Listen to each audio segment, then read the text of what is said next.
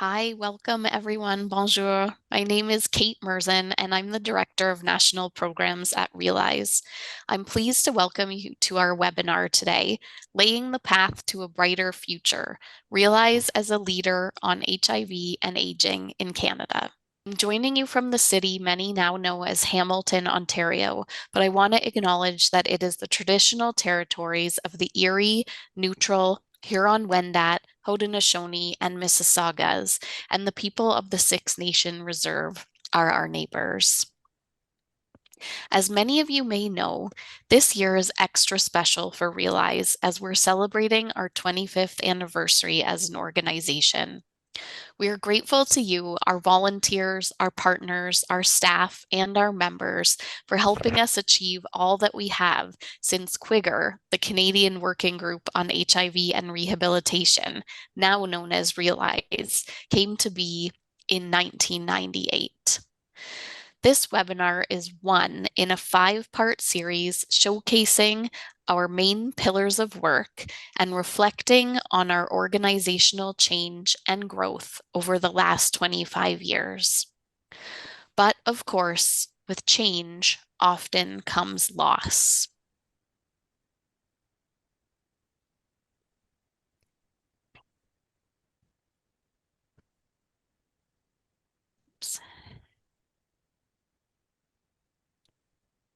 Last week, we were shocked to learn of the death of our dear friend and community advocate, Ron Rosnes, an early and longtime leader on the issue of HIV and aging in Canada, past chair of the National Coordinating Committee on HIV and Aging's Research Working Group, the NCC for short, and a staunch supporter of Realize's work.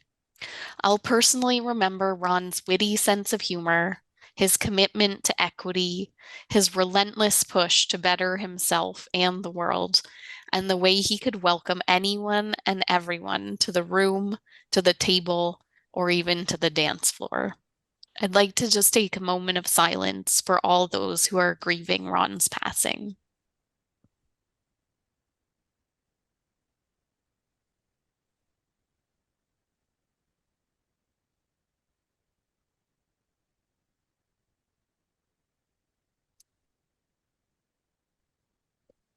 Thank you, everyone. And thank you, Ron, for all that you contributed to this work. Now I'm very pleased to welcome 3 wonderful contributors to our work. Amazing humans who are helping optimize the well-being of aging and older people living with and vulnerable to HIV in Canada in their own ways. So first, Charles Ferlot is an assistant professor in the School of Social Work at St. Thomas University. He was the lead researcher on HIV and aging, a 2013 environmental scan of programs and services in Canada, which was conducted at the request of fellow members of the National Coordinating Committee on HIV and Aging. Next, we have Mary, who I'm not sure is here yet on the call, but I'll introduce Mary anyway in the hopes that she will eventually join us. Mary has been living with HIV since 1991. She's been a peer researcher on many community-based research projects, including W Health and the Ontario HIV Stigma Index, and she co-facilitates Realize's HIV and Aging course for pre-entry to practice healthcare professionals. And then last but not least, Alfonso King Jr. is the founder of both Pause Planet magazine and the Pause TO Awards, an award show now in its 9th year that recognizes HIV/AIDS activists and those working in the field. He's also a member of the Financial Empowerment for Healthy Aging with HIV research team, which is led by Realize in partnership with Dr. Sergio Rueda. I look forward to today's conversation in which we'll reflect on the work that Realize and these amazing partners have done on HIV and aging over the last decade, We'll explore how the concept of aging with HIV has evolved over time, and we'll identify priorities for moving forward work on HIV and aging in Canada. Welcome, everyone. So just to get the conversation started, I'm eager to hear from each of our guests first and foremost, which came first, your introduction to Quigger or Realize, depending on the timing, or your interest in HIV and aging. I'm going to turn to you first, Charles. Well, which came first, the chicken or the egg? So when I think about, hi, Kate, and hi, everyone joining us this afternoon. When I think about my involvement in the field of HIV and aging, it really dates back to a little bit before I first intersected with Realize, then known as the Canadian Working Group on HIV and Rehab. I was a master's student completing some qualitative research interviews at Carleton University with men and women who were aging with HIV around the 2007-2008 time. And my involvement with what is now Realize really started the following year when I had an opportunity to meet with Elise Zach at one of the OHTN conferences, Ontario HIV Treatment Network conferences.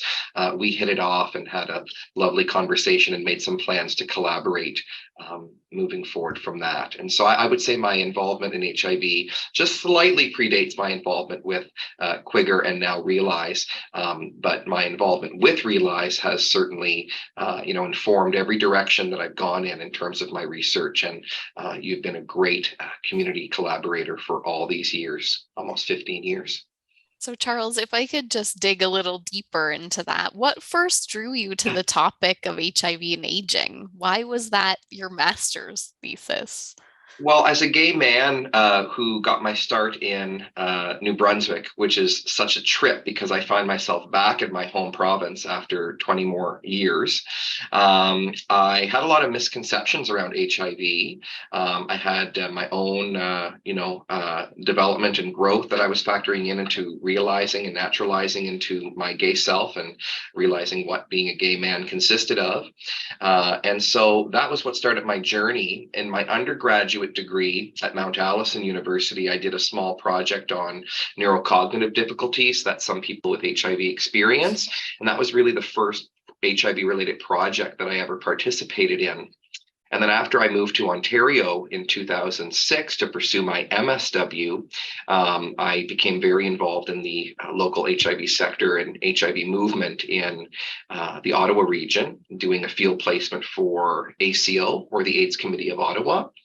And it was there, liaising with the clientele, the participants of the various programs that ACO offered, that I made quite an astute observation that would really impact me for the rest of my life and career. And that was that so many folks were aging with HIV and were from that older demographic and were perceiving themselves that their needs were not well met by the availability of services that were in their communities at that time. And so that's really what sparked my interest, was just some conversations in the living room, which was a wonderful program that the AIDS Committee of Ottawa produced. It was a very home-like environment where participants just got together to shoot the shit, so to speak, and talk about their lived experiences. And I was blessed enough to be able to observe some of those conversations and participate in them. And that's really where I feel I got my start. Amazing. Thanks, Charles.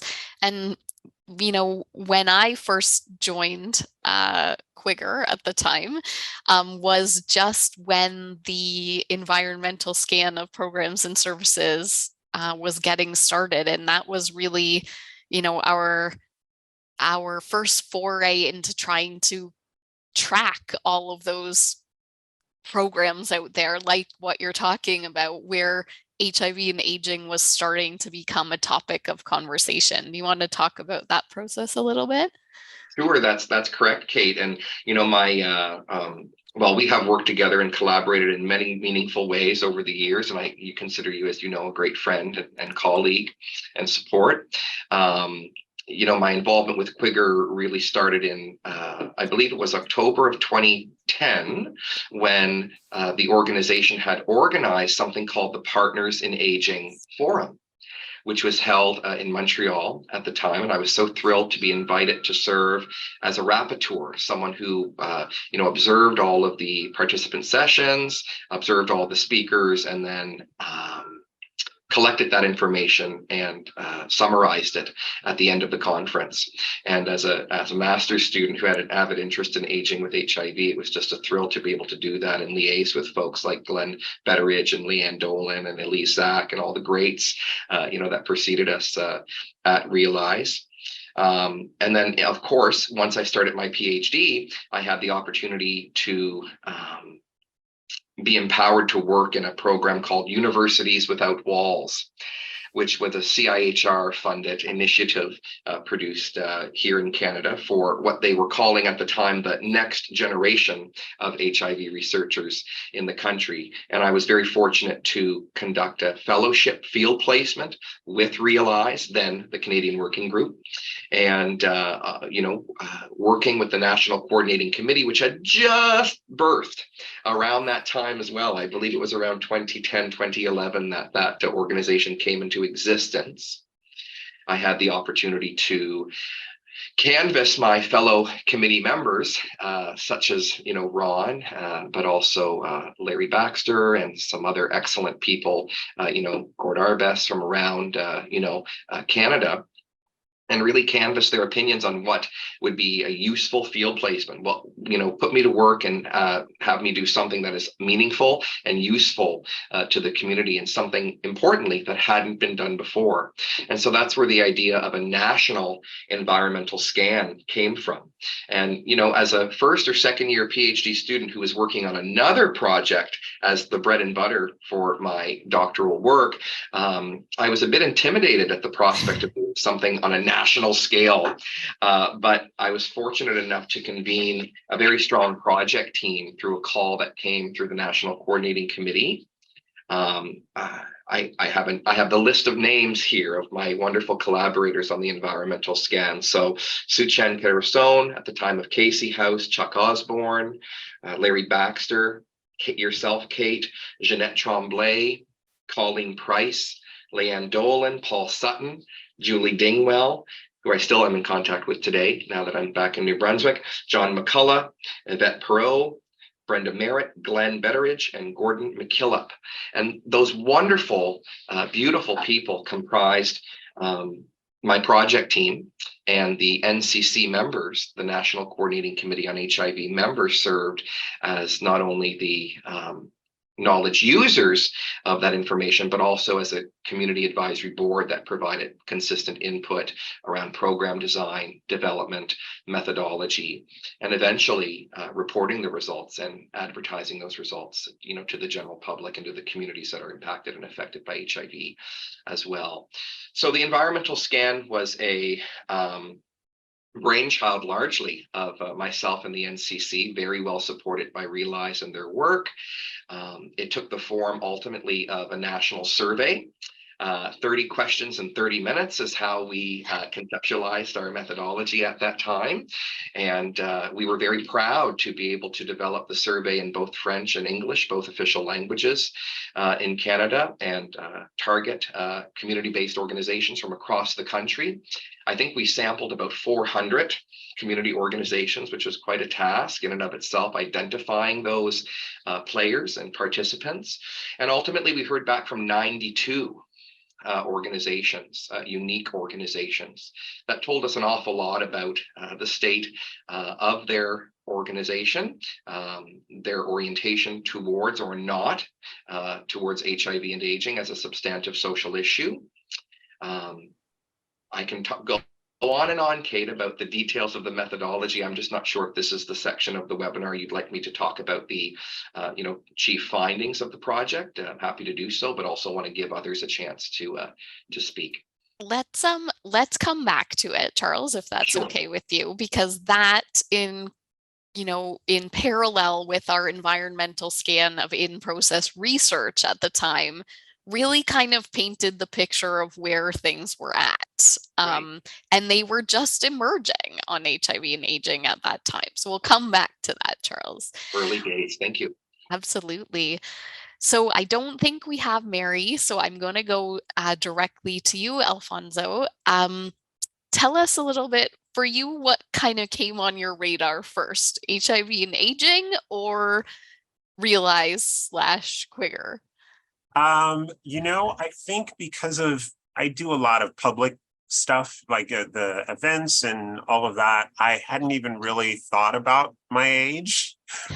So when Kate contacted me about hosting seminars back in 2020, as myself and as my alter ego, Jade Electra, I think that was the first time that I actually really gave it some thought. I because I work in bars and stuff like that, yeah, I hadn't really thought about getting older. But then when we did the seminar, I actually like heard a lot of people talking about their experiences. And then I started thinking about, oh, wait a minute, yeah, I'm 53 at the moment, and I'm going, back then I'm 56 now. And it all started dawning on me that like, wow, well, a couple of things dawned on me, that a lot of the people that I knew from the 90s are no longer here. So, it really made me started questioning what is the next step and what is it that I should be doing and what is it that I should be thinking about. So I was actually very grateful to have been part of that seminar. And then, I've done a couple of your surveys and chipped in as much as I could along the way. Yeah, so now you're part of our financial empowerment for healthy aging research team, and we're shortly going to launch that survey on across Ontario. But we've been having those conversations a little bit more around, have people living with HIV been able to plan financially for older age? What have been some of the challenges and barriers to that? And what can we do to help people feel like they can have a plan for moving forward? So I'm really happy to have you on that team and wonder if you have any kind of initial reflections on that work. Well, I mean, definitely, again, I guess because of the type of work that I've done all of since 1985, as far as working in bars, you don't really think about those kind of things about money in that sense, because you get money every night that you work. And that is something completely different than someone who gets a paycheck and has a pension and all those things. Most of the work that I've done over all of my years have been off the books. So therefore, I had not really thought about financial planning. I've lived, money, hand in money to wherever it needed to go since then, all my life, basically. So it really has made me think differently about like what I need to do. For the first time in my life, I have a savings account. That's unheard of for a drag queen slash DJ. So Well, I'm glad to hear it. I think that's a good step. I'm really sad that it doesn't seem like Mary's been able to log on thus far. I wanted to just maybe give a shout out to some of the work that Mary and I do together, which is to go into post-secondary institutions and talk to students who are training for careers um, in elder care, in nursing, in personal support work. And the work that we've been doing is actually to challenge some myths and misconceptions about working with people living with HIV and talking about some of the events over the life course trajectory of a person's time with HIV, but also perhaps even before their diagnosis, and how that can impact their experience of aging, so that these service providers are better prepared to give well-rounded stigma-free care for people as they may need more aging-related services. And I'm still hopeful that Mary will be able to get in here at some point, but I think across our three guests that we cover a lot of different work that Realize has been doing on HIV and aging over the past, well, slightly more than a decade. We have research, and Charles has been really involved in that, and now Alfonso is involved in that too. We have education of service providers, and we also are doing some policy change work, which I'll tell you about in just a few moments. So I'm curious to go back to our guests, and Charles, you can circle back to the findings of the environmental scan, but I'm also going to ask you to reflect on, what do you think are some of the most pressing issues going forward for people aging with HIV in Canada based on your own research and your experience working in the field? Sure, Kate, thanks. So I'll talk first about the environmental scan of programs and services. So this was I thought a very useful scan for the community. The feedback we received from community over the last number of years was that it was of value. I was very pleased to see that we drew from it, Kate, for a manuscript that turned into a book chapter that we worked on together as well, which was very professionally validating and a neat experience as well. Overall, out of the 400 people we reached out to, we heard back from 92 distinct service providers. These range from AIDS service organizations to community-based health centers to Centre de Santé et Services Sociaux in the province of Quebec. To specialty hospitals and general hospitals. And so we heard from a wide variety of service providers, 92 of them, and about over 50% of all of the organizations we canvassed and heard back from indicated that HIV and aging was in one way or another prioritized by their organization, irregardless of their mandate or the kind of services they delivered or the kind of participants or clientele they served. They still saw this issue as very much on the horizon, pressing social issue, and tended to prioritize that in their program and services.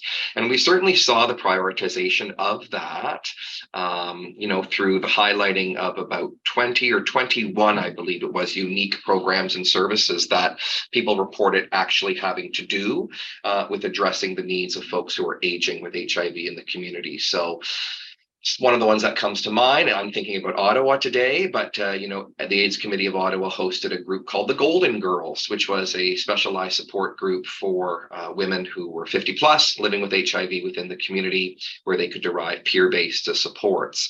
There were also some strategic housing initiatives that existed in various places in the country that were beginning to recognize the unique needs of people who were getting on in years with HIV.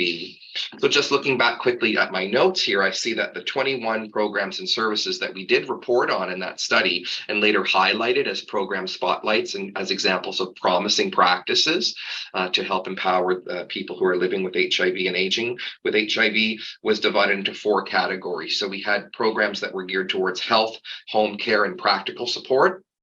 These were logistical type services that would meet clients where they were at, assessing their needs based on the activities of daily living and the instrumental activities of daily living. Support groups and peer groups like the Golden Girls Club that I just mentioned to you a moment ago. Educational and informational programs. These existed at both the local but also the provincial and national levels as well. So I think one of the examples we drew from at the time was the Canadian AIDS Society, who was doing some work around promoting the idea of aging with HIV in our communities. And finally, we had, these national coordination activities that were taking place. So the work that Realize was doing, for example, as Secretariat of the National Coordinating Committee of HIV and Aging. So, those were the program types that we heard about. We also had a subsection, as I mentioned previously, about 50% of the people that we spoke to, so about 50 organizations noted that they prioritized prioritized HIV and aging. But that being said, half of them did not prioritize HIV and aging. So we had a lot of questions that stemmed for those particular subset of respondents from the survey, asking them, well, if it's not a priority, what are some of the barriers to making it a priority? And what are some of the unique characteristics of your organization that might not contribute to wanting to rally around programs and services for folks who are aging with HIV? And of course, systemic barriers such as funding, as well as experiences of stigma and discrimination in the community, whether that's on the basis of HIV status, ageism, disability related stigma, were reported by these organizations as contributing to their lack of enthusiasm for the topic. Operational challenges like communicating with collaborators and partnerships, the perennial issue of staffing and volunteer availability. The volunteer sector is so important and essential and crucial, for maintaining our healthcare system and maintaining our social support systems in Canada, that it often presents itself as an operational challenge, for folks. Levels of commitment and community burnout. Right? There's only so much that we can expect our community partners to perform and do and contribute. And I felt that was well represented in our survey. Challenges were also associated with the complex and diverse experiences of older folks living with HIV themselves, right? So when we think about the cost of medications, social stigma and discrimination, these all contribute to reduced service access. So there were a number of barriers that were articulated by the participants, as well as areas of strength and exampling of programs that were promising in practice. And that's pretty much the survey, in a nutshell. Kate and I were able to make some pragmatic policy and programmatic recommendations at the end of the survey. Maybe I'll wait a few minutes to share those promising practices and gaps, because I feel that builds into our broader conversation this afternoon. But Kate, your second question or topic that you'd like me to speak to generally around what I deem to be pressing concerns of importance in the lived experiences of folks who are aging with HIV in Canada specifically, are numerous, and we can, have a fulsome conversation, hopefully, about, some of these challenges that exist still in our community to this day.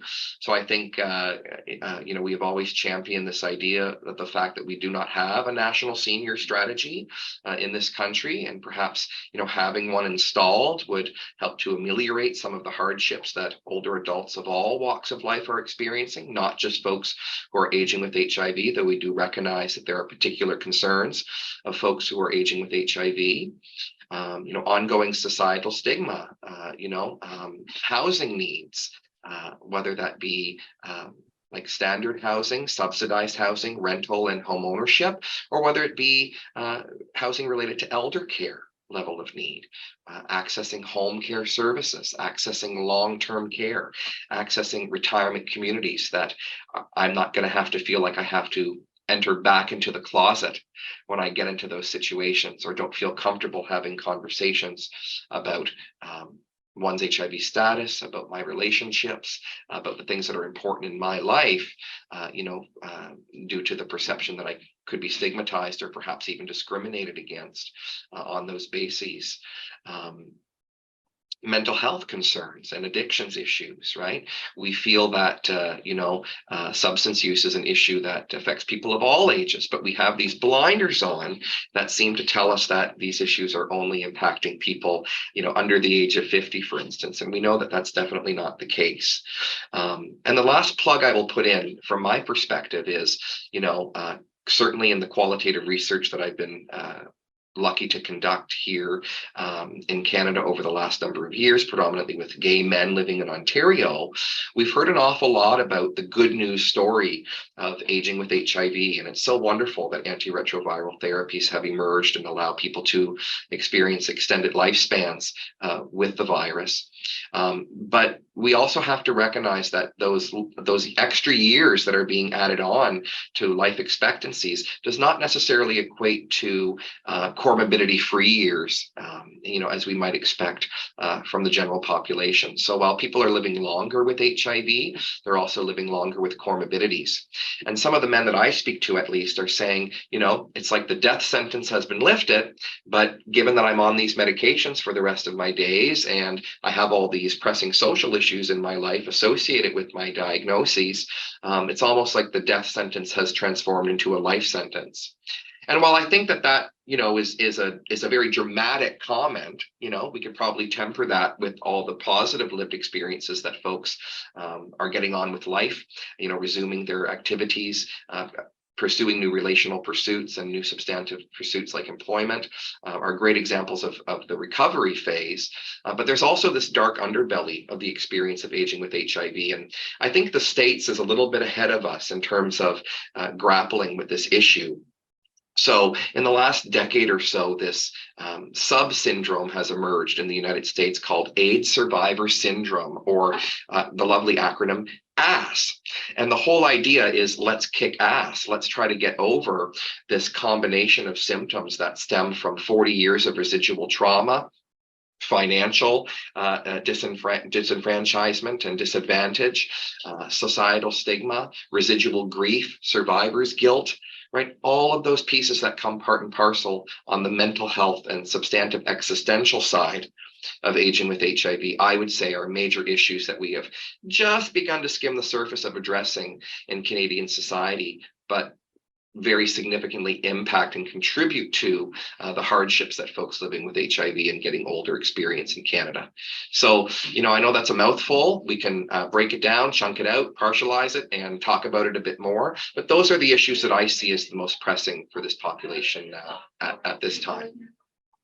Thanks so much, Charles. Yeah, you've addressed a lot there, some of which Realize and our partners are really working to address right now. But, we have a road ahead for sure. I want to just welcome Mary. Mary, I see you're here with us on the phone. I'm very excited that you made it in. I want to just welcome Mary again, who is my co-facilitator of our HIV and aging course for students. And Mary, I wonder if you can speak to that experience of co-facilitating those workshops and kind of what you learn from interacting with the students, but also what you think they learn from you.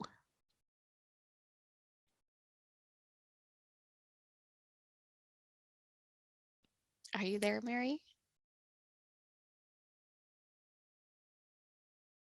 I see that Mary's here, but she is on mute.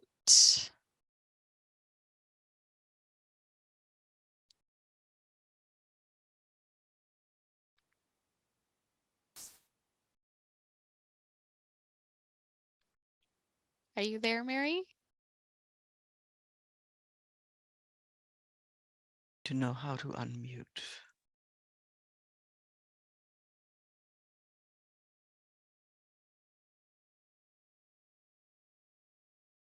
Okay, perhaps we'll leave Mary to figure out how to unmute. And Alfonso will come to you first. What do you think are for you some of the pressing issues at the top of mind around aging with HIV right now? Well, I would have to say with the work that I'm doing, I had the pleasure of being a resident at the University of Toronto from last September to this June or July, and I was very glad to do it because I was able to share a lot of my life experiences with the group of people in the queer and trans research lab there. But it was interesting what they didn't know about HIV. So I think the education, it's weird. I've been talking a lot about the rebranding of HIV. And what I've been pointing out is that I guess because we have commercials now with, injectables and all of this other stuff, people think it's under control. And in actuality, it's not. And so that misconception is spreading, and young people are just doing whatever without the proper information. And so, that's what I spent my year doing with the students, was talking about those things and showing them also how to give back to the community, because I think that we need to start a new generation of people who are going to get involved. Often, most of the people who are looking for AIDS organizations and help and all that stuff, it's after they become HIV positive. And so I hope that I inspired a few people to actually get involved before, and actually think about, this could be you, but you could also help those who are. I think the most pressing thing for me is education and getting the word out that this isn't over. It's not, don't let a television commercial fool you into thinking that oh, it's under control. But unfortunately, I think that the other problem is that governments are seeing that and they're thinking the same. So they're cutting a lot of funding for a lot of organizations. And, so I just feel like it's my job and everyone else's to remind everyone this isn't over. We got a lot of work ahead of us. We should be at a cure. And after COVID, with the way that they came up with the vaccine, and it was partially based on HIV studies, it really, really made me kind of angry to think that, okay, so we've been dealing with this for well over, 40 years or so, and a virus that, or something that comes along and you actually get on it immediately. So that's my main thing, is that we need a cure now. We need to start working on it. Everyone needs to be talking about it. This should be a regular conversation on the news, on talk shows, all of those things. So that's the stuff that I'm trying to do now, is to get the word out. Yeah, thanks for that. And that's something that we at Realize are really trying to push forward, is that it's not just about treatment and then that's it. It's about what Charles described as living with comorbidity, with disability, with challenges to optimizing well-being, and those things need attention. And in order for them to get attention, they also need attention from policymakers, from funders, from people who have the decision-making power to say, these are the metrics we're using to determine when HIV is over. Well, actually, it's not at the point of viral suppression. It's at the point where it's not impacting anyone's life anymore. And I don't think we're there yet, for sure. Mary, I see that you're not on mute anymore. Welcome. Uh-oh. Oh, no. The universe is just conspiring to keep Mary from us, I think. Mary, can you hear us?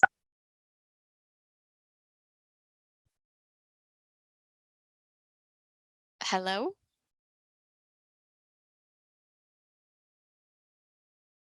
Oh. Oh, I hear you, Mary. I hear you. I hear you. Can you hear us?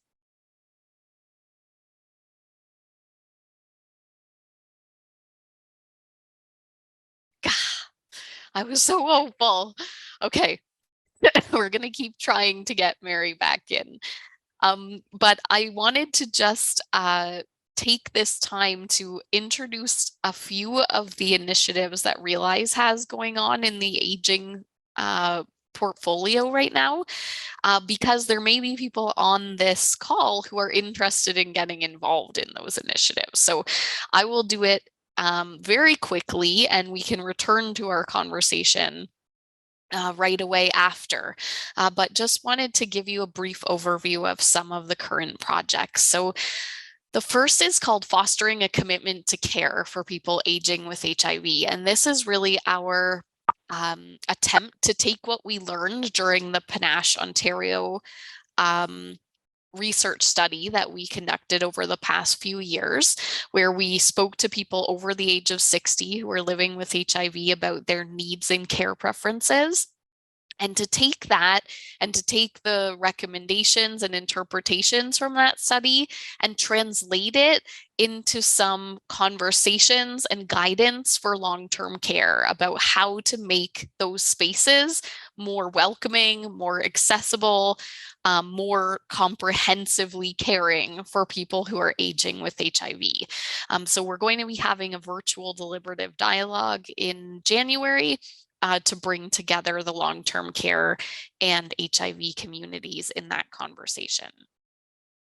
The second is the national part of our Panache study. So this is where we're going to actually engage people across Canada who are over the age of 60, ask them about what are their most significant unmet needs for care and support, figure out what contributes to those needs being unmet, whether those are social determinants of health that form barriers, whether they're structural challenges to access, and then make recommendations for how we can ensure that older adults living with HIV are able to realize their full human rights as aging persons, just like their counterparts who are not living with HIV. That national survey has been a long time coming and is really a wonderful experience of community-based research for those of us who have been part of it. We're also going to be doing some work on sexuality and aging, which is really exciting because there's not a lot out there going on that is focused on the sexual health needs of people who are aging and people who are living with disabilities. And we are excited to be coming up with a new workshop where we address ageism and ableism across the continuum of HIV care for service providers in aging care environments, in disability organizations, and in HIV organizations. So really trying to make sure that wherever people access service and support, they can find the necessary information that they need and want to make sure that they are, able to realize their full selves, including their sexual lives. And we're wanting to address ageism and ableism in the policies of those organizations as well. I've spoken a little bit about the financial empowerment for healthy aging with HIV study, which we're currently doing and about to launch the survey for. This is really to understand the comprehensive financial empowerment needs of people aging with HIV. Do people, for example, know how to access all of the various benefits they're entitled to, both before and after age 65? Is that information on retirement and pensions trickling into the HIV community, or are there gaps in the information that's reaching people living with HIV and leaving them potentially more financially precarious than they need to be?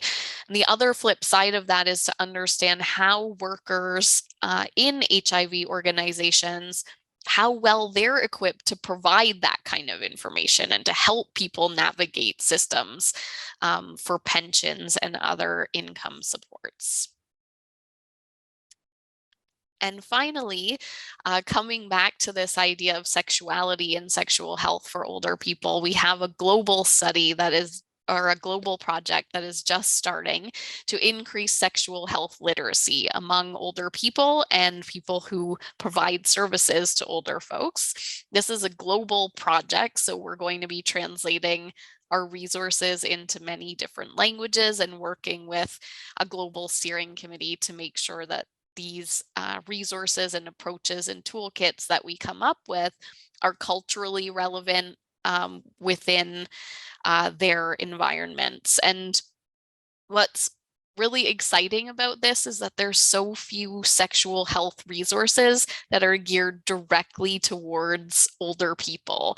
There's many sexual health resources about older people for service providers, but what about people who just want to realize their sexual lives and explore their sexuality and don't have access to relevant resources that address their concerns, their questions, and their, desire to live their full selves. So very excited about that.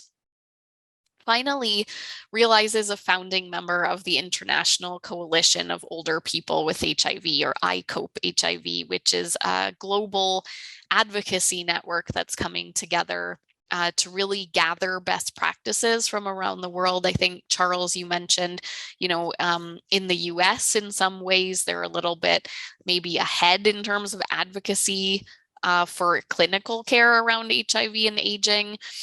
We want to make sure we can harness what's been learned around the world and make sure that those best practices can be implemented, whether here in Canada or in lesser resourced parts of the world as well, where the population of people aging with HIV is continuously growing. We're very excited to also do some education with older people living with HIV around age-related health complications that can occur and management strategies for how to best cope with those changes and live full lives as they age with HIV. We have a lot on the go. It's pretty exciting to us, but also quite a bit of work. So if you're on the call and you're interested in any of those topics, please do reach out to me and help us to move some of this important work forward, because I think it responds to some of the things that Charles and Alfonso have shared as some of the pressing issues and keeping HIV at the forefront of the minds of policymakers and service providers, etc. I'm going to try to go back to Mary one more time. Mary, are you there?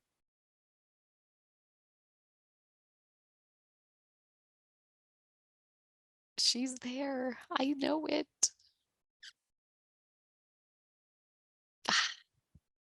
I'm so sorry, Mary. I'm sorry that we haven't been able to hear from you today, because I know you have, a different perspective to share as a woman who's aging with HIV, and I'm very sorry that the audience isn't hearing that. Mary? No. All right. Well, I wonder if there are any questions from the folks who are on the webinar, or Alfonso or Charles, if you want to respond or circle back to any of the work that Realize has planned for the coming years. Or Mary, are you there? I am Mary, here. Mary, Can I you hear hear me? you. Yes, we Oh, hear thank you. goodness. I've been listening. I'm sorry to have not been able to be physically on the panel. But I do want to comment on the program that I am involved with you, Kate, in going into OTs and PTs and medical staff in the classroom that are teaching these young people, in the university, in the colleges. It is a wonderful experience to be able to share with those that are planning to work with the older community in their medical environments, and to actually explain to them what it is like living as a person growing old with HIV. And, it's been an experience to see how even after so many years of HIV being in the public's eye, how people misunderstand and do not realize the impact that HIV has on someone. And it's been a real pleasure to be able to help these people who are going to be taking care of us as we get old in retirement homes and nursing homes and whatnot, to give them some actual physical presence of what it's like living with HIV and growing old with HIV, and our worries, our concerns, our needs. And that has been really great being part of that with you, Kate. Thank you, Mary. For me as well. Does it give you hope that the care will be better as a result of that work that you've been doing? I think so, because I know personally I have been hospitalized within the last 6 months, and the treatment or the attitude of people working in the hospital is still very stigmatized about HIV. And, I think that the more education we give to the people who are there hands-on, the better we will be as we do grow older and have all the complications and all the issues that surround someone living with HIV for a long period of time. Yeah, thanks for that, Mary. And sorry that you still experience that stigma in healthcare. It's disheartening Yeah. to know. Yeah, you wouldn't expect it 30 years ago. Yeah, you would, but not in this day and age. But again, I did experience some of the doctors were very compassionate and knowledgeable and didn't question, but then there were others that were hands off and, just giving that stigma. Thanks for that. So I'm going to give each of our guests kind of a 1 minute for their parting words. As we move forward on this work on HIV and aging, what are your hopes? What would you like to be involved in? Any last thoughts? Alfonso, do you want to go first? Sure. I guess the main thing that I've been trying to tell all of the ASOs and the different organizations I work for or work with is that since I'm a public figure as my drag persona, Jade Electra, I would really love to be a spokesperson. So if you need someone to do a television show or do an interview or talk, publicly or whatever, I would love to do that. So, that's basically what I've been trying to put out there.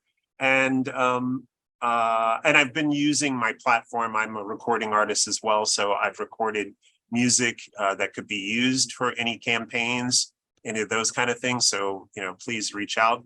And a side note, Charles and Mary, I really would like to stay in contact with you because I do a magazine called Pause Planet, and we interview different people who are living with HIV and talk about the work that they're doing. And you guys are doing way more than I'm doing. So I would love to talk to you about getting your stories in the magazine.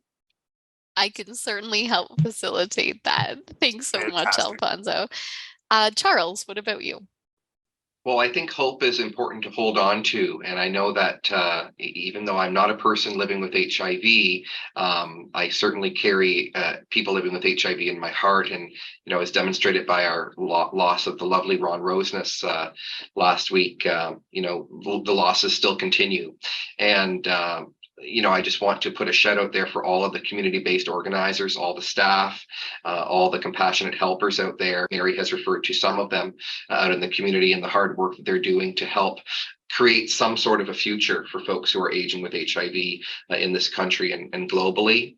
In terms of my own, work and research agenda, I now find myself back in Atlantic Canada. There's lots of work to do here, folks, in Atlantic Canada. And New Brunswick is largely a have-not province, and that has not changed much. And even accessing things like point of care testing and rapid tests and gay men's health services and queer people's health services and trans health services and reproductive services for women and their families is abysmal in these parts of the world. So I would really hope that over my tenure here at St. Thomas University that I'm able to continue to engage in meaningful community partnerships to try to bring attention to issues of rurality and issues of folks who are living with HIV and perhaps even aging with HIV in the Maritimes. That being said, I'm still working on my doctoral dissertation. I'm just about to submit it to McMaster University School of Social Work. I plan on submitting it tomorrow, in fact, to my doctoral committee. It's been a lot of years of work. It's called the Growing Older with HIV Project.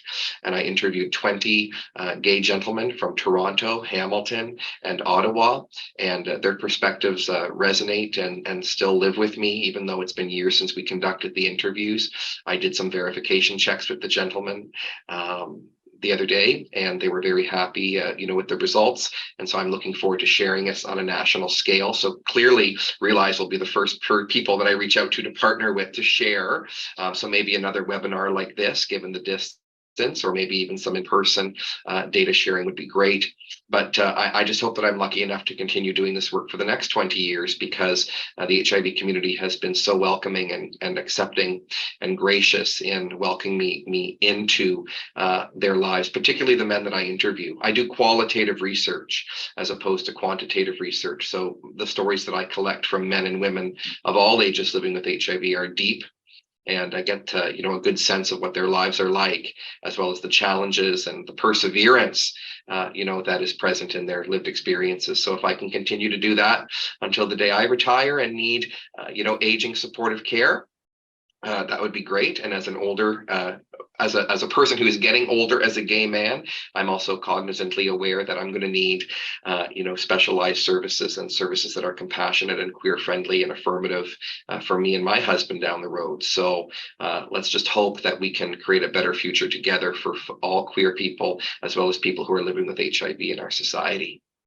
Thanks so much, Charles. And Mary, you get the final word. Well, women have been my focus over all the years because there's a lot of stigma that is brought out by being a woman living with HIV. And I am very happy to know that there are many women out there that I am proud of, that have really stood up for their rights and have made a difference in the world. And, it is not easy living with HIV, whether you're, a woman, a man, gay or straight. It is not easy. And we all need support, and there is life after diagnosis, but diagnosis is not a nice thing. And I just am grateful for all of the support that has been available and all the support that I have been able to give to others. And I hope that I can continue to do that. And I am so happy to be part of Kate's project and to make a difference for those that we may never meet, but to make a difference for those that will need support in the future. Thank you. That's a really lovely way to finish off, Mary. I just want to thank all of you, Charles, Mary, and Alfonso, not only for being here today for this conversation, but for all the work that you've done to move this field forward. I also want to thank our interpreters, our Realize staff who work behind the scenes to make these kind of webinars happen, Janet and Roger, Artie, Ali, and all the rest. And to all of you for joining us today, please be in touch if HIV and aging is something that interests you or you feel passionate about. I want to hear from you. Thanks so much, all. Have a wonderful day. Happy 25th to you and Realize, Kate. Great work. Yes. Thank Great you. work. Thank you so much. Thank you. Thank you.